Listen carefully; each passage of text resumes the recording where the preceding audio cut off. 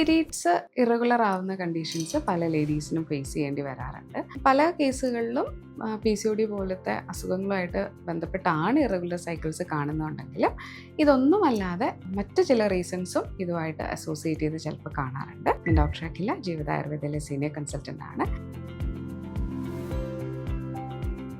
പല ലേഡീസിനും irregular cycles വരുമ്പോൾ തന്നെ അവർ ആദ്യം തന്നെ കൺസിഡർ ചെയ്യുന്ന PCOD പോലത്തെ അസുഖങ്ങളാണ്. പക്ഷേ മിക്ക കേസുകളിലും ഇതൊന്നുമല്ലാതെ സിവിയറായിട്ട് ഡയറ്റ് ചെയ്യുക, ന്യൂട്രീഷൻ ഡെഫിഷ്യൻസി വരിക, ഹീമോഗ്ലോബിൻ കുറഞ്ഞിരിക്കുന്ന അവസ്ഥയിൽ, അതുപോലെ തന്നെ സ്ട്രെസ് ഉള്ളപ്പോൾ, ഇങ്ങനത്തെ കണ്ടീഷൻസ് ഉള്ളപ്പോഴും നമുക്ക് ചിലപ്പോൾ ഇറഗുലർ സൈക്കിൾസ് വരാറുണ്ട്.